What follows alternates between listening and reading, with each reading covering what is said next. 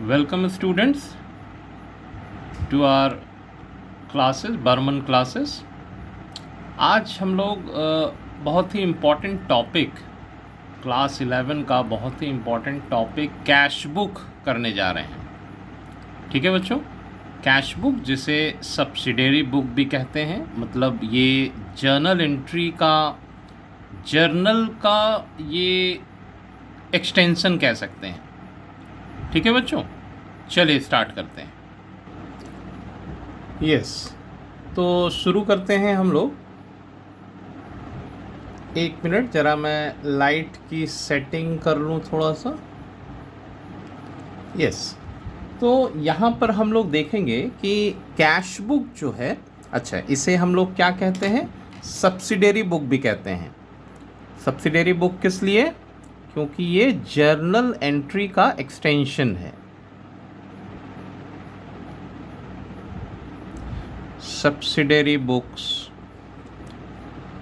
Special purpose subsidiary book. ठीक है। अच्छा, कैश बुक होता क्या है? इसमें सिर्फ कैश ट्रांजैक्शंस होते हैं। ठीक है, इसमें क्या मेंशन करेंगे हम लोग? Only cash transactions.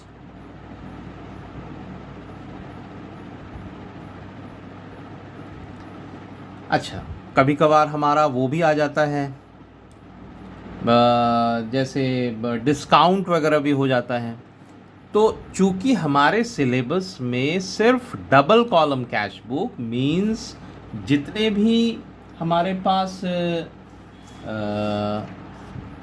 कैश और बैंक वाले कॉलम्स हैं, सिर्फ उसे ही हम लोग यहाँ पर मेंशन करते हैं। ठीक है, यानी कि अगर कभी डिस्काउंट आया तो फिर उसको क्या करेंगे सर? अगर डिस्काउंट आया तो डिस्काउंट्स आर रिकॉर्डेड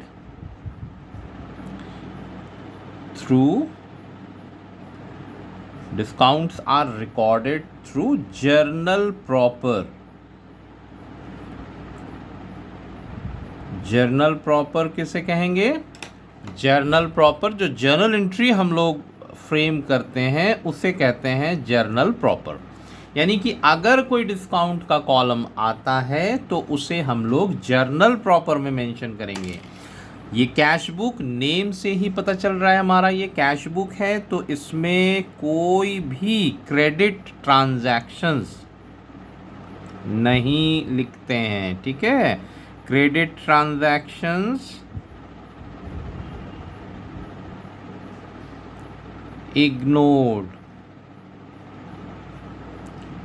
ठीक है बच्चों, तो क्रेडिट ट्रांजैक्शंस हमारा इस पे मेंशन नहीं होगा। तो सर क्रेडिट ट्रांजैक्शंस कहाँ करेंगे? क्रेडिट ट्रांजैक्शंस के लिए सब्सिडियरी बुक के और भी टॉपिक्स हैं, जैसे कि purchase book, sales book, purchase return book, sales return book, उन सब में हम लोग इसे मेंशन करेंगे। यहाँ पर आज के क्लास में हम लोग सिर्फ cash book, fully cash book पे ध्यान देंगे। फॉर्मेट बच्चों थोड़ा सा ना बुक का सपोर्ट लेंगे। ये लेजर वाला फॉर्मेट है,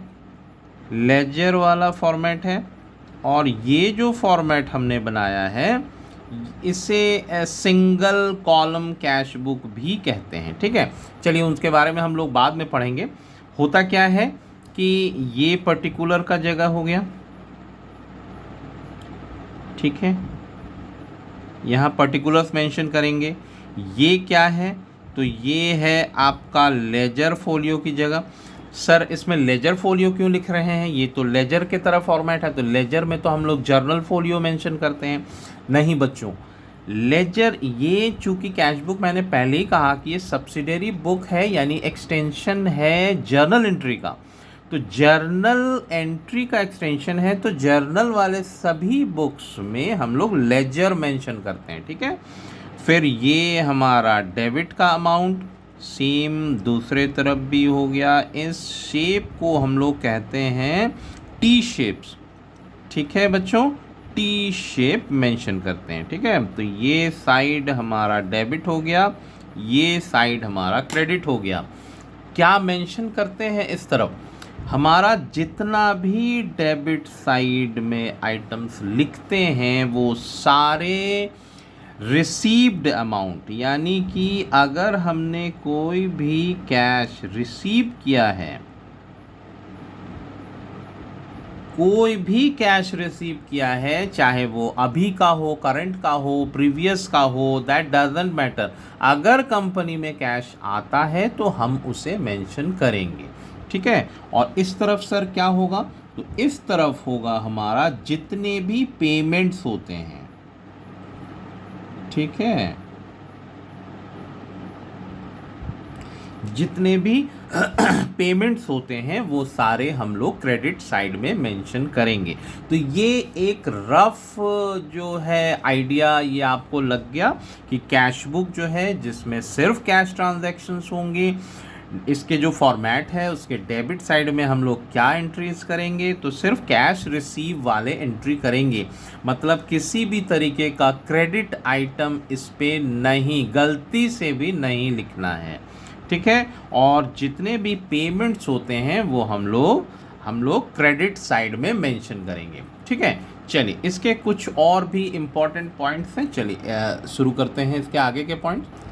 देखिए इसके टाइप्स ऑफ कैश बुक में जो है ये जो पूरे जो हम लोग क्लास 11 में जो पढ़ेंगे वो हम लोग है कि जनरल कैश बुक एक पढ़ेंगे। ठीक है, हम लोग का एक जनरल कैश बुक जिसको मतलब जो कैश बुक का फॉर्मेट जो अभी हम लोग सीख रहे हैं वो जनरल कैश बुक की कैटेगरी में आएगा।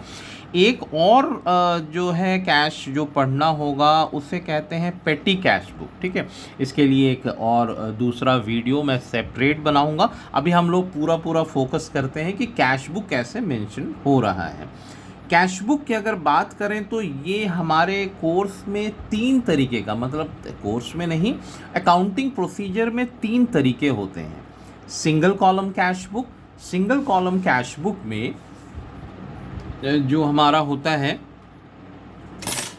ये आज फैन के चलते पेपर उड़ रहा है, तो सिंगल कॉलम कैश बुक में, just a minute student, single column cash book हमारा सिर्फ मेंशन करेगा कैश आइटम। ठीक है, सिंगल कॉलम कैश बुक में सिर्फ कैश आइटम मेंशन करेंगे। डबल कॉलम कैश बुक में जो है कैश के साथ हमारा बैंक की एंट्री भी होगी साथ में। देखिए कैश और बैंक दोनों एक है, लेकिन जब ऑर्गेनाइजेशन की बात होती है तो कैश को कहते हैं जो ऑफिस में जितने भी अमाउंट पड़े हुए हैं उसको कैश में काउंट होगा। और ऑर्गेनाइजेशन से जो डिपॉजिट हो गया बैंक से, या हमने पार्टी को जो चेक इशू किया है तो पार्टी बैंक से ले रहा है, तो बैंक भी बहुत इम्पॉर्टेंट रोल प्ले करता है ओवरऑल कैश कैपेसिटी के ऊपर, ऑर्गेनाइजेशन के कैश कैपेसिटी पे। ठीक है, तो इसलिए हम लोग कैश प्लस बैंक करते हैं। सर ये ट्रिपल कॉलम कैश बुक क्या है, हमारे कोर्स से ये गायब है, लेकिन इसका मतलब हो गया कि कैश के साथ बैंक तो करेंगे ही करेंगे, साथ में अगर डिस्काउंट का कॉलम ओपन करते हैं तो उससे ट्रिपल कॉलम कैश बुक कहते हैं। बहुत इम्पॉर्टेंट है दोस्तों, ये जो है टाइप्स ऑफ कैश बुक ये थ्योरी पॉइंट ऑफ व्यू से बहुत इम्पॉर्टेंट है, और अक्सर इंटरव्यूज़ में भी पूछे जाते हैं कि कैश बुक कितने तरीके का होता है, किस में क्या होता है। तो आप लोग को बहुत अच्छे से इस वीडियो को ध्यान से लास्ट तक देखना है कि कैश बुक किस तरीके से प्रिपेयर करेंगे और इसके क्या प्रोसीजर्स हैं। ठीक है बच्चों, इसमें एक जो टर्म है जो बहुत इम्पॉर्टेंट है, जिस पे अक्सर जो है स्टूडेंट्स कंफ्यूज हो जाते हैं, वो है कॉन्ट्रा एंट्री। देखो सिंपल सा एक वर्ड आप ध्यान रखेंगे, कॉन्ट्रा एंट्री होता क्या है कि ये transactions that are recorded between cash and bank account. मतलब ये डबल कॉलम हो गया, मतलब आपस में ही इसी जगह इसकी एंट्री हो जाएगी। यानी कि कभी हम माने वो एंट्री एक बार कैश में भी आएगी, एक बैंक में भी आएगी, माने सेम डेट सेम अमाउंट, लेकिन कैश में भी आ रही है बैंक में भी आ रही है, सिर्फ साइड चेंज करके। ठीक है, किस किस तरीके के इसमें कॉन्ट्रा एंट्री के एग्जांपल्स हो सकते हैं, देखिए ध्यान से देखो। ओपन अ बैंक अकाउंट, अगर क्वेश्चन में दे रखा है ओपन अ बैंक अकाउंट, एक एग्जांपल लेके चलते हैं हम लोग। अगर बैंक में ओपन किया है हमने, बैंक में ओपन किया है, मतलब कि हमारा किस तरफ आएगा, ये हम कैश बुक हमने लिख दिया। ठीक है, ये हमारा कैश का कॉलम है, ये बैंक का कॉलम है। अच्छा, ये कॉन्ट्रा एंट्री हमारे सिंगल कॉलम कैश बुक पे नहीं होगा, ये डबल कॉलम कैश बुक में इस तरीके के प्रॉब्लम्स आएंगे। ठीक है, तो हम क्रेडिट साइड में भी लिख देते हैं कैश एंड बैंक। ठीक है, इस तरफ क्या आता है, जितने भी हमारे पैसे आ रहे हैं, अगर बैंक अकाउंट ओपन कर रहे हैं, एक एग्जांपल लेके चलते हैं, अगर बैंक अकाउंट ओपन कर रहे हैं तो बैंक में पैसा आएगा। क्लियर है, बैंक में पैसा आएगा। मान के चलिए कि 20,000 आया। अब भाई आया तो अच्छी बात है, बहुत अच्छी बात है, आया, लेकिन वो कहाँ से आया, कहाँ से आया वो, तो बैंक में पैसा हमारे कैश से आया, यानी कि कैश में माइनस करेंगे, कैश में जो माइनस होगा वही चीज़ बैंक में प्लस होगा। अगर कैश लिख रहे हैं तो वहाँ पर लिखेंगे बाय बैंक, और अगर बैंक में पैसा आया है तो यहाँ लिखेंगे टू कैश। क्लियर है बच्चों, बहुत अच्छे से इसको बार बार रिपीट करके आप समझेंगे चीज़ों को कि अगर ओपन अ बैंक अकाउंट, हम लोग अभी फर्स्ट एंट्री में है, open a bank account, open a bank account होगा तो यानी कि बैंक में पैसा आएगा।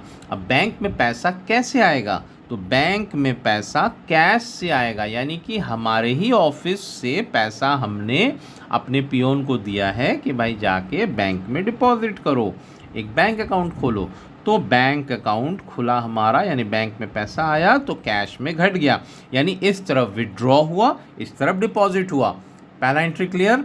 अब एक और एग्जांपल हम लोग लेके चलते हैं कि अगर डिपॉजिटेड कैश इनटू बैंक, कहीं से पैसा आया हमारे ड्रॉअर में पड़ा हुआ है और उसको हमने भेजा, फिर से सेम बात। अच्छा, एक बात मैंने बताना भूल ही गया कि जब भी हम लोग कॉन्ट्रा एंट्री प्रेजेंट करते हैं, यानी कि कॉन्ट्रा एंट्री तो सिंगल एंट्री तो होगा नहीं, बहुत सारे एंट्री के बीच में कोई कॉन्ट्रा एंट्री होगा। ठीक है, तो उसको कैसे हम लोग चेक करेंगे, कैसे आइडेंटिफाई करेंगे, उसका एक और तरीका है कि जो लेजर फोलियो का जो पॉइंट है वहाँ पर सी लिख देंगे, लेजर फोलियो के अकाउंट में सी लिख देंगे। ठीक है, चलिए नेक्स्ट है डिपॉजिटेड कैश इनटू बैंक। अब कैश इनटू बैंक, अब देखो ध्यान से देखो, same open a bank account और cash into bank same entry लग रहा है। चलो एक एग्जांपल लेके चल देते हैं। 5,000 रुपये, suppose 5,000 rupees deposited into bank. अब भाई पैसा आया कहाँ से, भाई हमारा कैश में से, कैश को क्या बोलेंगे, ऑफिस के ड्रॉअर में से निकाला है हमने। ठीक है, हम क्या लिखेंगे, ये कॉन्ट्रा है तो कॉन्ट्रा कर दिया हमने। ठीक है, अगर कैश से निकाला है तो हम यहाँ पर क्या मेंशन करेंगे, टू बैंक। ठीक है, और इस तरफ क्या करेंगे, इस तरफ करेंगे टू कैश। ठीक है, एक कॉलम बच्चों मैं बनाना भूल गया, यहाँ पर एक डेट का कॉलम, डेट का कॉलम आप लोग ज़रूर से बना लेंगे। ठीक है, मैं नेक्स्ट वाले फॉर्मेट में ध्यान रखूँगा कि डेट का कॉलम भी हमारा चलना है। ठीक है, तो टू कैश। अब देखो सबसे इम्पॉर्टेंट एक जो टॉपिक है जिसमें कह रहा है कि withdraw cash from bank for office use. अब ये बात जो है ध्यान रखेंगे कि ऑफिस यूज़ के लिए, यानी कि उसने विदड्रॉ किया और घर लेके चले गए, तब उसको फिर हम लोग यहाँ मेंशन नहीं करेंगे, वो माने वो कॉन्ट्रा एंट्री की कैटेगरी में नहीं आएगा, फिर वो तो आएगा ड्राइंग्स के कैटेगरी में। ठीक है। तो withdraw cash from bank for office use, अब भाई बैंक से निकाल रहे हैं और कहाँ ला रहे हैं, कैश में। ऑफिस को कैश माने कैश जो लिखते हैं वो ऑफिस का होता है। मान के चलो कि 15,000 हमने विदड्रॉ किए बैंक से फॉर ऑफिस यूज़, तो 15,000 हमने यहाँ लिख दिया। अब वो आया कहाँ से, आया तो हमारे बैंक से आया ना, तो बैंक में भी 15,000 होगा। ठीक है, यहाँ पर कॉन्ट्रा एंट्री हम लोग मेंशन कर देंगे because the same entry passing both the side. ठीक है, अब 15,000 हो गया। तो नियम क्या है, सर ने क्या बताया है कि अगर बैंक से निकाल रहे हैं तो यहाँ पर लिखेंगे कैश, यानी बाई कैश, और अगर कैश में इसको डिपॉजिट कर रहे हैं तो यहाँ क्या लिखेंगे, टू बैंक। क्लियर है बच्चों, बहुत अच्छे से ये कॉन्ट्रा एंट्री का टॉपिक हुआ। ठीक है, इतना ज़रूर ध्यान रखेंगे कि विदड्रॉ कर रहे हैं तो वो कहाँ लेके जा रहे हैं। अगर पर्सनल यूज़ है तब फिर ये एंट्री नहीं आएगा, तब तो ड्राइंग्स होगा। और अगर ऑफिस लेकर आ रहे हैं तो वो कॉन्ट्रा एंट्री के कैटेगरी में आ रहा है और उसे इस तरीके से मेंशन करेंगे। ये ज़रूर ध्यान रखेंगे कि कब हम लोग बैंक लिखेंगे, कब लिखेंगे कैश। अगर बैंक से निकल रहा है तो कैश लिखेंगे, कैश से निकल रहा है तो बैंक लिखेंगे। जस्ट उल्टा, बिल्कुल ध्यान से। ठीक है बच्चों, अब देखिए इसमें एक और बहुत ही इम्पॉर्टेंट टॉपिक जो ट्रांजैक्शंस में हमें मिलेगा, ये जैसे treatment of check received deposited into bank and dishonoured. ध्यान से सुने, ये पूरा लाइन हूबहू आपको मिलेगा, है ना। किस तरीके से मिलेगा ये हम लोग डिस्कस कर लेते हैं एक बार। ठीक है, टॉपिक समझ गए आप कि भाई चेक रिसीव किया है, डिपॉजिट भी किया है, लेकिन बाद में पता चल रहा है वो डिसऑनर हो जा रहा है। डिसऑनर मीन्स कि बैंक में पार्टी के पैसा नहीं है। ठीक है, चलिए एक एग्जांपल लेके चलते हैं। जैसे अगर डेट हमारा मेंशन है कि 15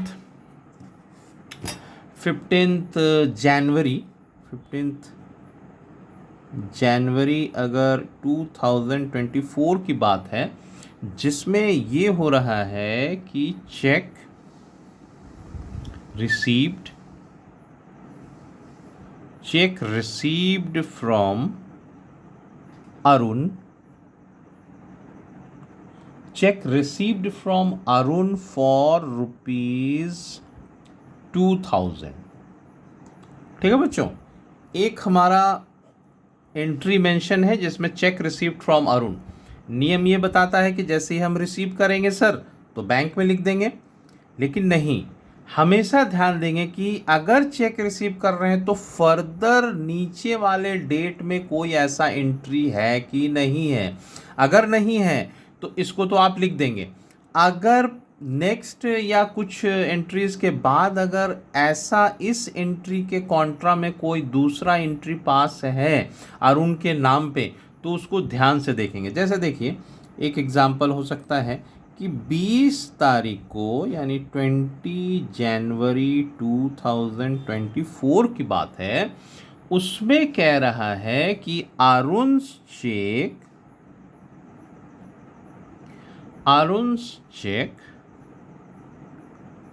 डिपॉजिटेड इनटू बैंक। अगर ऐसा एंट्री है बच्चों तो बिल्कुल ध्यान देंगे, अगर इस तरीके के नेक्स्ट वाले डेट्स में अगर अरुण का यानी सेम चेक का अगर एंट्री है तो इस एंट्री को हम लोग मेंशन नहीं करते हैं। सिर्फ एक ही एंट्री मेंशन होगा जो कि Arun check deposited into bank. बच्चों ध्यान से, बिल्कुल इस पॉइंट को अगर आप ध्यान नहीं देंगे तो आप गड़बड़ करेंगे। ठीक है, ध्यान दो। कब ये बात होगा, अगर एक ही एंट्री है सिर्फ कि चेक रिसीव्ड फ्रॉम अरुण, तब तो इस एंट्री को पास कर देंगे। लेकिन अगर इसके कॉन्ट्रा में एक और एंट्री पास है अदर डेट्स में जिसमें बोल रहा है कि अरुण के चेक को, इसमें नेम ध्यान रखेंगे, अरुण के ही चेक को जो हमने 15 तारीख को रिसीव किया था अब डिपॉजिट कर रहे हैं, अगर एक ही का 2 एंट्री होता है तब फिर एक एंट्री पास नहीं करेंगे, इस एंट्री को पास करेंगे। क्लियर है, एक और ट्विस्ट है इस स्टोरी में। अगर वो अरुण का चेक डिसऑनर हो गया, मान के चलते हैं कि 22 तारीख को 22 जनवरी 2024 की बात है, जिसमें बोल रहा है कि Arun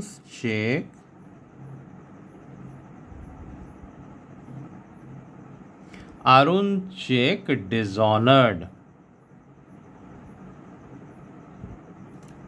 Arun cheque dishonoured. Dishonoured के बदले एक और वर्ड भी हो सकता है जिसको कहते हैं एंडोर्स्ड। ठीक है, एंडोर्स्ड भी हो सकता है। दोनों केसेस में अगर अरुण का चेक, देखो चेक रिसीव किया हमने 15 तारीख को, अगर उसके कॉन्ट्रा में एक और एंट्री दे रखा है तब तो हम सिर्फ इसको छोड़ के इसको एंट्री करेंगे। इसके भी अलावा एक और एंट्री अगर पास है जिसमें कह रहा है कि डिसऑनर हो गया या इंडोर्स हो गया, यानी दोनों केसेस में पैसा मेरे अकाउंट में नहीं आ रहा है। ठीक है, डिसऑनर हो गया तो अब भी पैसा नहीं आएगा। इंडोर्स यानी एक तरफ से लिया हमने और दूसरे तरफ भेज दिया, तो उसको इंडोर्स कहेंगे। तो तीनों मतलब अगर थर्ड केस भी साथ में आ गया बच्चों, तो बहुत ध्यान से कि ऐसे ऐसे केसेस में देखो 3 एंट्री दे दिया है, 3 एंट्री दे दिया है सेम अमाउंट का, 2000 2000 2000, डिसऑनर हो गया भाई 2000। अगर डिसऑनर होता है तो बच्चों देखो क्या लिखा मैंने, तीनों में से किसी की भी एंट्री पास नहीं होगी। बहुत इंपॉर्टेंट पॉइंट है, अगर डिसऑनर हो जाता है सेम चेक तो फिर कोई एंट्री अकाउंट में पास करना ही नहीं है। पूरा स्टूडेंट को कंफ्यूज किया जाएगा इस तरीके से क्वेश्चन फ्रेम करके। ठीक है बच्चों, तो आप नहीं कंफ्यूज होंगे क्योंकि आपने अभी समझ लिया। ठीक है, रिपीट कर करके इस टॉपिक को ध्यान से देखेंगे और बार बार पढ़ के इन लाइंस को पढ़ के समझेंगे। ठीक है बच्चों, अब हम लोग एक सिंपल कैश बुक करेंगे। सिंपल कैश बुक में क्या होता है, सिंगल कॉलम। ठीक है, सिंगल कॉलम बोलेंगे या फिर जिसमें सिर्फ कैश की एंट्री होगी। तो चलिए पहले तो हेडिंग डाल देते हैं, ये क्या बना रहे हैं हम लोग, तो कैश बुक बना रहे हैं। इसे क्या कहते हैं, पर्टिकुलर कहते हैं। इसे क्या कहेंगे, लेजर फोलियो। ये क्या है, कैश है। फिर से ये क्या है, डेट है। तो भाई डेट इधर भी दे दे सर, तो डेट हमने दे दिया, डेट है। फिर ये क्या है, पर्टिकुलर है। ये क्या है, लेजर फोलियो है। और ये क्या है, अमाउंट है। यानी ये डेबिट साइड है, ये क्रेडिट साइड है। बच्चों फॉर्मेटिंग बहुत इम्पॉर्टेंट है, यानी अपने अकाउंटेंसी में कमांड होने के लिए फॉर्मेटिंग बहुत इम्पॉर्टेंट पार्ट है। चलिए हम लोग अपने क्वेश्चन पे आ जाते हैं। देखिए अगर सिंगल कॉलम कैश बुक है, एक आपके लिए हमने एग्जाम्पल में क्वेश्चन लिख रखा है। ये टीएस गिरवाल का क्वेश्चन है, आप लोग बुक में से भी इसको थोड़ा सा अपने लिए हेल्प ले सकते हैं। चलिए हम लोग देखते हैं 2024 की बात है, जबकि जनवरी 1 में बिजनेस स्टार्ट कर रहे हैं। सबसे पहले हम लोग डेट डाल देते हैं 2024 बोथ द साइड डेट डाल दीजिए। सबसे पहला, जब हमारे पास पैसा आएगा तो हम किस तरफ लिखेंगे, डेबिट साइड लिखेंगे। क्या लिखेंगे, जर्नल एंट्री क्या होता है, कैश टू कैपिटल, है ना। यानी किस फॉर्म में आ रहा है, टू कैपिटल। कितने रुपए आ रहे हैं, 2 लाख रुपीज आ रहे हैं। ठीक है, क्लियर है बच्चों। चलिए आगे चलते हैं। अगर जनवरी 2 में हमने परचेज किया है, परचेज करने से क्या होता है, कैश हमारे पास से जाता है, तो भाई जाने वाली एंट्री सर ने अभी अभी बताया है कि अगर पैसा जाएगा तो उसे हम लोग क्रेडिट साइड में लिखते हैं। तो चलिए लिख देते हैं, किस फॉर्म में गया है, तो परचेज के फॉर्म में। तो टू परचेजेज क्या अमाउंट है हमारे पास, 50,000 का परचेज किया है हमने। ओ हो, देखो क्या फंडामेंटल मिस्टेक, देखो फर्नीचर, जब भी हम लोग असेट्स परचेज करते हैं तब उस असेट्स का नाम लिखते हैं। तो bye furniture, bye furniture account.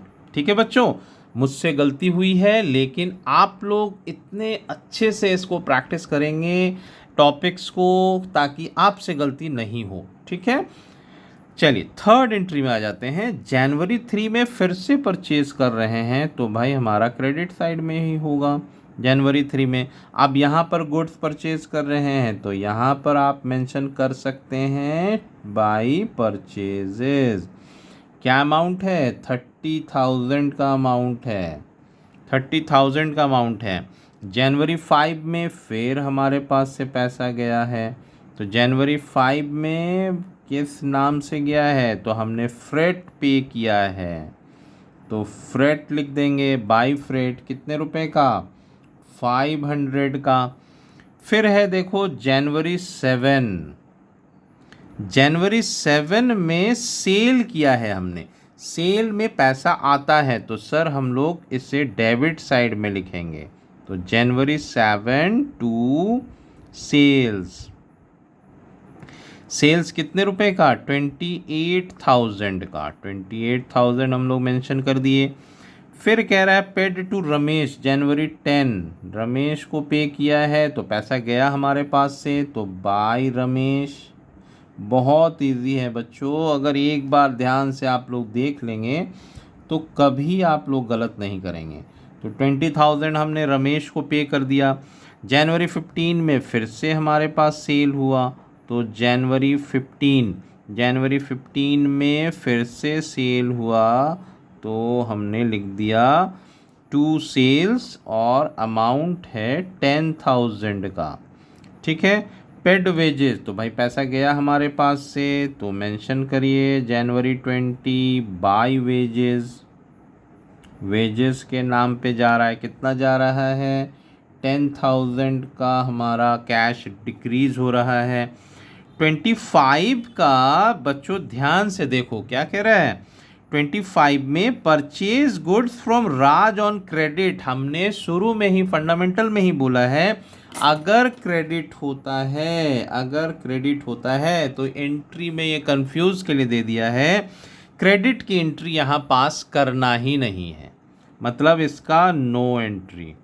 ठीक है, paid rent by cheque, cheque से हम पेमेंट कर रहे हैं, तो हम लोग क्या बना रहे हैं? कैश बुक बना रहे हैं। कौन सा बना रहे हैं? सिंपल कैश बुक बना रहे हैं, मतलब सिंगल कॉलम कैश बुक बना रहे हैं। यहाँ पर सिर्फ कैश की एंट्री होगी, चेक यानी बैंक नाम बोलते हैं इसको, बैंक की एंट्री यहाँ नहीं होगी, यानी कि दोनों एंट्री हमारा कंफ्यूजन के लिए दे रखा है। ठीक है, तो हमारे हमने सारे एंट्री पास कर दिए। कितने हैं? 1 2 3 4 5 1 2 3 4 5 6 7 8, 8 एंट्री है। 3 4 5 6 7 8 सब हमने एंट्री कर लिया है। अब जो बैलेंसिंग का तरीका है वो आप लोग को पहले से ही पता है कि जो साइड बड़ा होगा उस साइड को सबसे पहले लिखेंगे। ठीक है बच्चों, तो बच्चों टोटल हमारा जो साइड बड़ा होगा वो 2,38,000, सेम अमाउंट हम लोग इधर भी मेंशन कर देंगे। अब क्या है यहाँ पर, तो हम बैलेंसिंग करेंगे। बैलेंसिंग करने के लिए जो मंथ का सबसे लास्ट डे होता है उसे लिखते हैं, तो यानी मंथ का लास्ट डे हो गया जनवरी 31।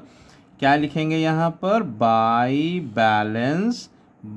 Balance C D, by balance C D. अब यहाँ का टोटल करके इससे जब सब्ट्रैक्ट करते हैं तो ये हमारा आएगा 1,27,000, 1,27,000 हमारा बैलेंस सी डी आ गया। ठीक है बच्चों, अब बैलेंसिंग का जो लास्ट जो प्रोसीजर है उसे क्या करेंगे कि जो नेक्स्ट मंथ का जो फर्स्ट डेट है यानी कि फरवरी 1 में उस बैलेंस सी डी को ट्रांसफ़र करते हैं। उसे क्या लिखते हैं? टू बैलेंस बी डी, जिसमें हो गया हमारा 1,27,000, यानी कि जो हमारा सी डी बैलेंस है वही हमारा बी डी बैलेंस है। ठीक है बच्चों, तो सिंपल कॉलम कैश बुक में एक हमने क्वेश्चन लिया, क्वेश्चन को हमने मेंशन किया। इसमें क्या एक डिफ़िकल्टी आया था कि जो परचेज हो रहा है हमारा, अगर क्रेडिट में परचेज हो रहा है तो उसे मेंशन नहीं करेंगे, अगर चेक से पेमेंट हो रहा है तो उसको मेंशन नहीं करेंगे। तो ये क्या हो गया हमारा सिंगल कॉलम कैश बुक। ठीक है बच्चों, चलिए एक क्वेश्चन हम लोग डबल कॉलम कैश बुक का भी कर लेते हैं। चलिए बच्चों, अब एक डबल कॉलम कैश बुक का भी क्वेश्चन हम लोग प्रिपेयर करते हैं। ठीक है, क्वेश्चन आप लोग ये भी टीएस गिरवाल से ही क्वेश्चन है, आप लोग इसे पॉज करके इस क्वेश्चन को आप लोग नोट डाउन भी कर लेंगे और प्रैक्टिस भी करेंगे। ठीक है, एक जीएसटी का क्वेश्चन उठाया है कि साइड बाय साइड हमारा जीएसटी का टॉपिक भी क्लियर हो जाए और साथ में हम लोग जो डबल कॉलम के जो फंडामेंटल्स हैं उसको भी समझ लें। ठीक है, ये हमारा कैश बुक, आप जो हैं इसके हेडिंग को मेंशन हमेशा करेंगे एग्ज़ाम के समय। ठीक है बच्चों, तो डेट का कॉलम हो गया हमारा, हमने डेट चलिए नहीं लिखा है तो बाहर कर देते हैं डेट। फिर ये जो है पर्टिकुलर होता है, ये आपको पता ही है, लेजर फोलियो होता है। ये जो पहला कॉलम, अब डबल कॉलम पे आ गए हम लोग। ठीक है, तो डबल कॉलम में हमें मेंशन करना होगा, ये कैश कॉलम हो गया और ये बैंक कॉलम हो गया।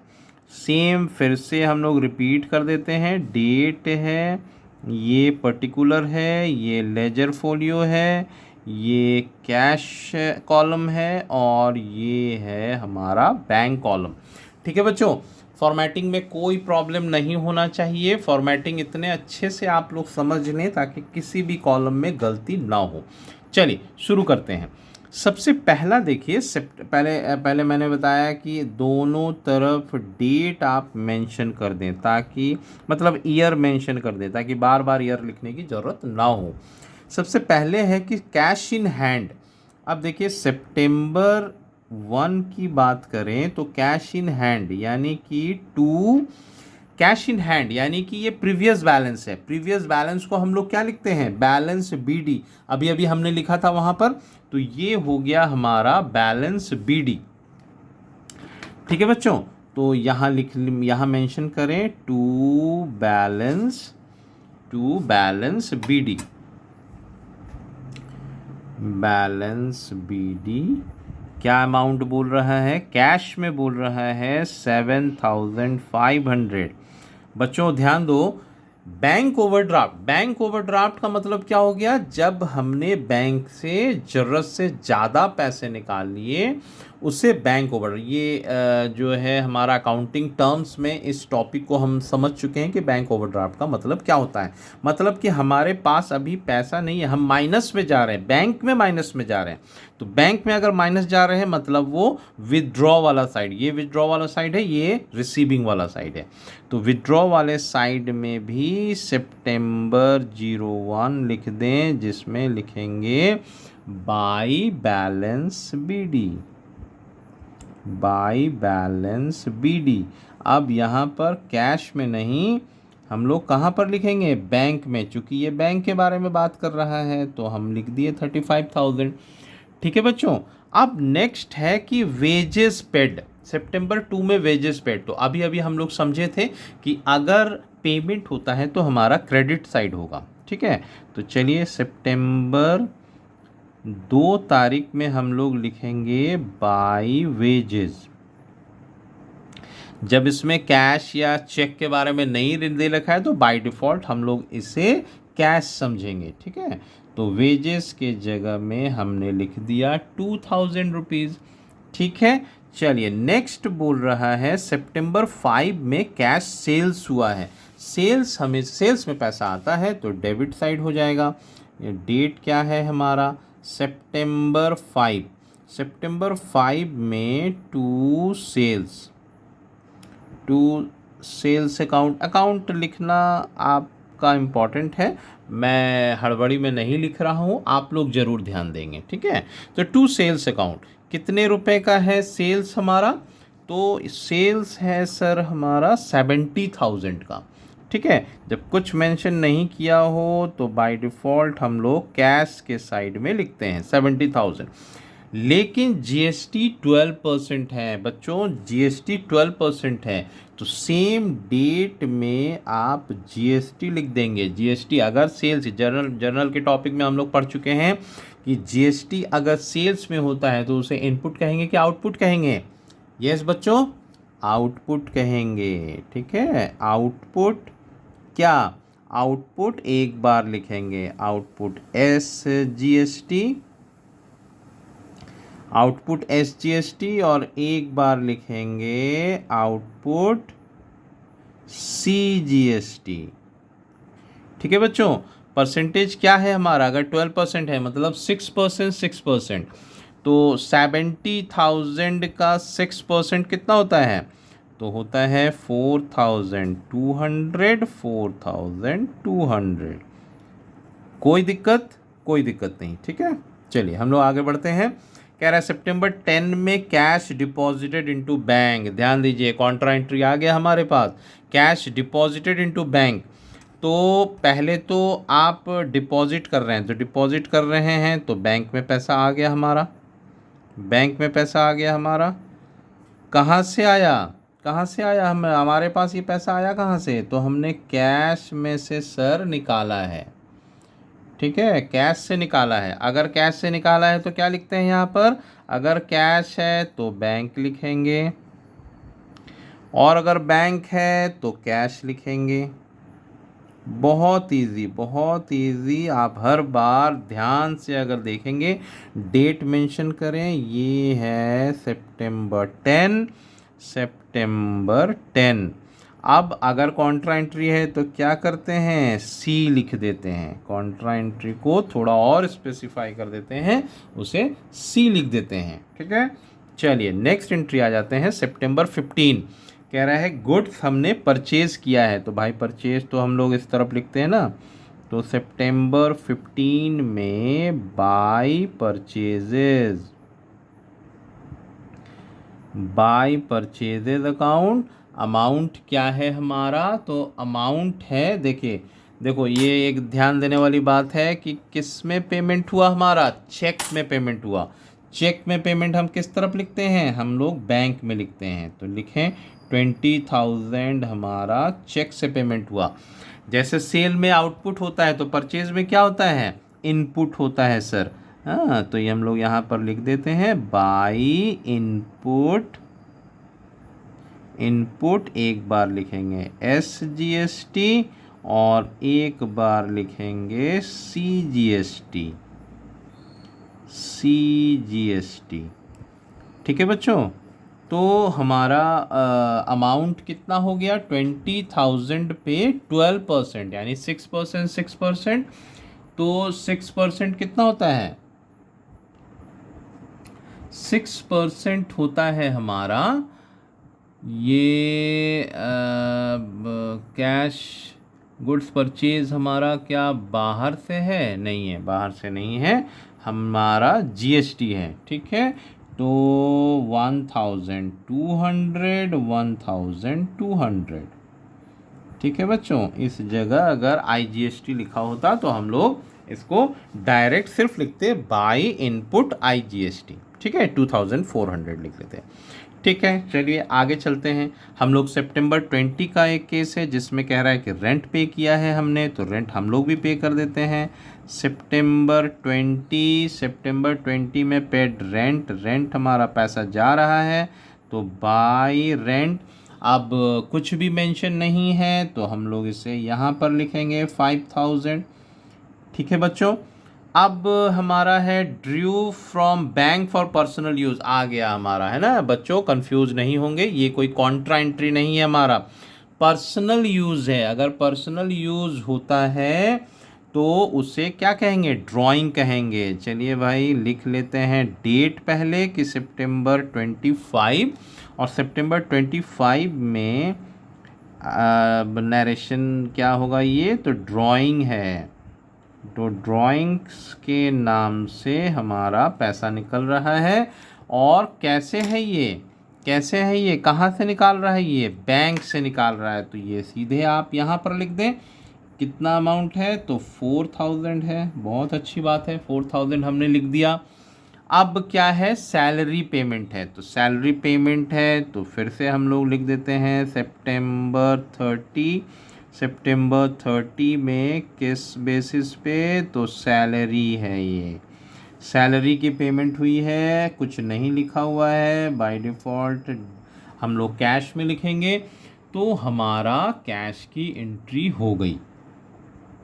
ठीक है, अब ध्यान दें, अब हमारा सारे एंट्री हो गए। सारे एंट्री हो जाने के बाद हमारा क्या तरीका होता है, बैलेंसिंग का तरीका।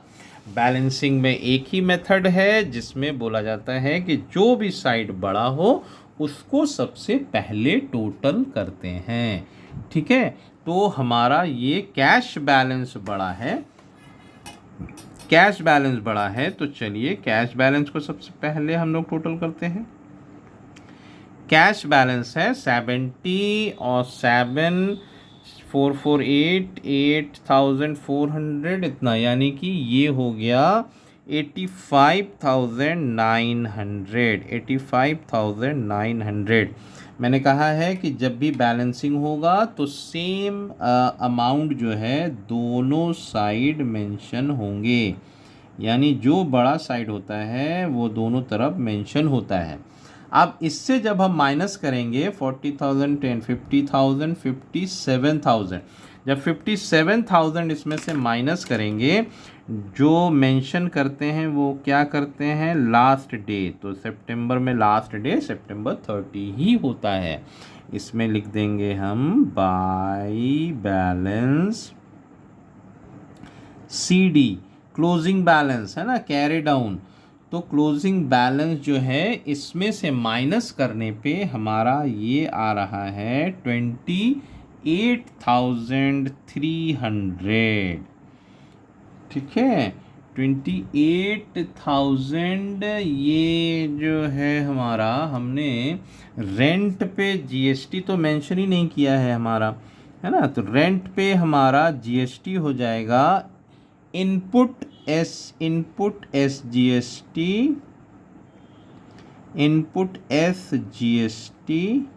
एंड इनपुट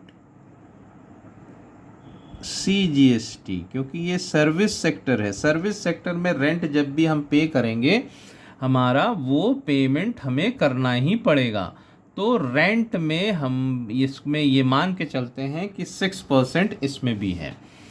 ठीक है, 6% अगर है तो ये हमारा मेंशन हो गया 300, तो 6 + 3 9। ठीक है, ये हमारा हो गया बैलेंसिंग कैश साइड में। अब हम लोग बैलेंसिंग करते हैं डेबिट बैंक साइड में। तो बैंक साइड देखो बच्चों, ये साइड हमारा ज़्यादा बड़ा लग रहा है। ठीक है, देखने से ही लग रहा है 35,000 और 20,000, यहाँ सिर्फ 40,000 है, तो यहाँ पर टोटल हो गया हमारा 61,400।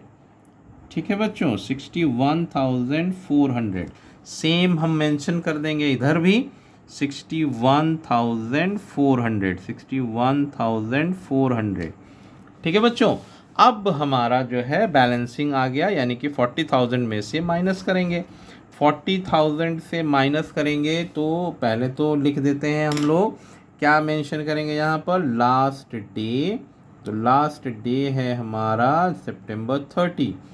टू बैलेंस CD हमारा बैंक का बैलेंस हो गया हमारा, जब हम इससे माइनस करते हैं तो हमारा इजी है बैलेंस इसका 21,400। ठीक है बच्चों, तो ये हमारा हो गया ख़त्म। अब यहाँ पर रूल क्या है इसका, रूल है सर कि जो भी बैलेंस आएगा उसको हमें नेक्स्ट मंथ कैरी फॉरवर्ड करना पड़ेगा। अगर नेक्स्ट मंथ कैरी फॉरवर्ड करते हैं तो यहाँ पर हमारा मेंशन होगा, सितंबर के बाद क्या आता है, अक्टूबर 1st डे। अक्टूबर 1st डे में बाय बैलेंस BD किस में जाएगा, ये अमाउंट जाएगा बैंक में हो गया ये 21,400, और इस तरफ का बैलेंस इस तरफ मेंशन करेंगे, तो इस तरफ कितना मेंशन करेंगे हम लोग? यस बच्चों, वेरी गुड।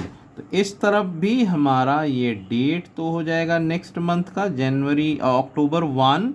अक्टूबर 1 में करेंगे to balance B D, cash का बैलेंस हो गया ये 28,300, 28,300। ठीक है बच्चों, इस तरीके से हमारा ये कैश का हमने एक सिंगल कॉलम और एक डबल कॉलम दोनों समझ लिया। ठीक है बच्चों, रिपीट करके चीज़ों को बहुत अच्छे से समझेंगे और इसको प्रैक्टिस करेंगे नंबर ऑफ क्वेश्चंस। ठीक है, थैंक यू एवरीवन।